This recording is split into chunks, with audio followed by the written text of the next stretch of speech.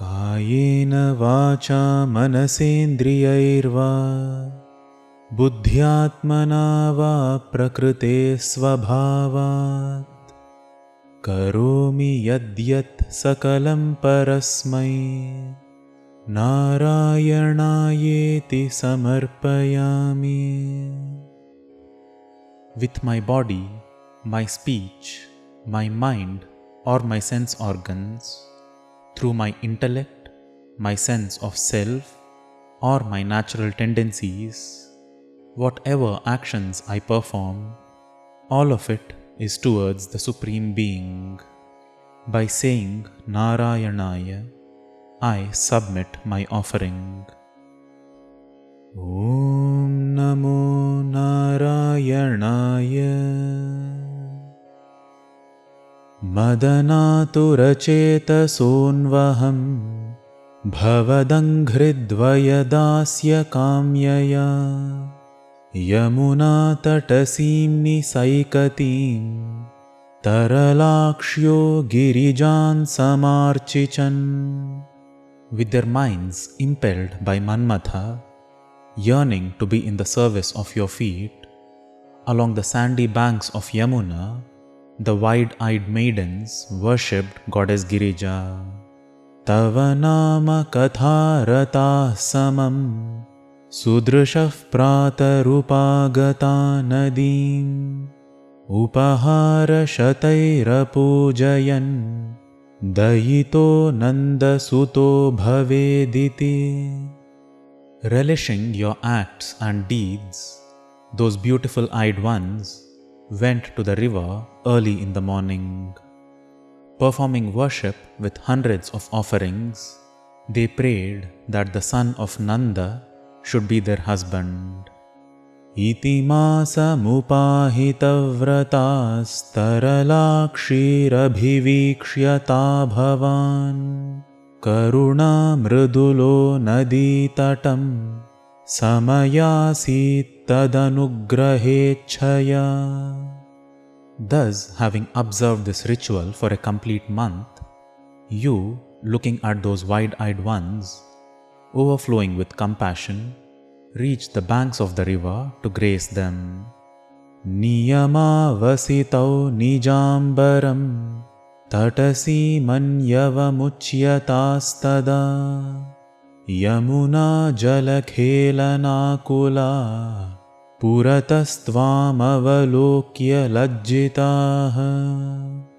At the completion of their vrata, they, placing their clothes at the banks of the river, eager to play in the waters of Yamuna, looking at you in front of them, were overcome with shame. Trapaya namitananasvatho Vanita swambara jalamantike Nihitam parigruhya bhuruho Vitapanttvantara sadhirudhavan. As they stayed bashful, with their heads bowed down, all their clothes placed there at the banks in a heap, grabbing it, you quickly climbed on top of a tree branch.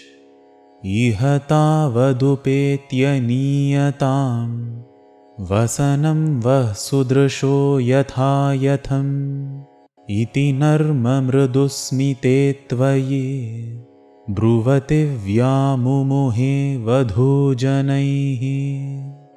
Okay then, come here and take your own clothes, O beautiful-eyed ones. Thus, with a warm, gentle smile as you spoke, those maidens were enchanted once again.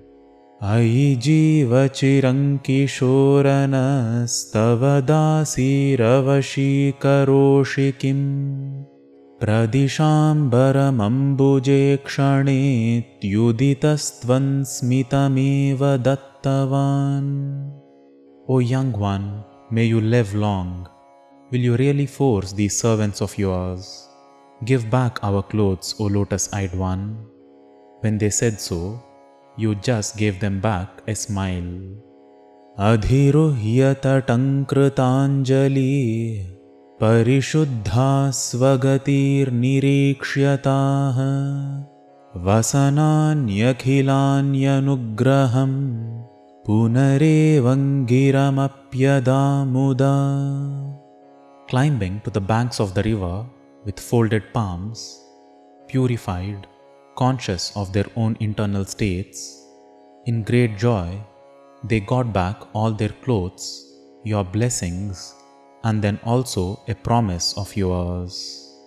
Viditan nanu vo manishitam vaditarastviha yogyamuttaram yamuna puline sachandrika kshanada ityabalaastvamuchivan.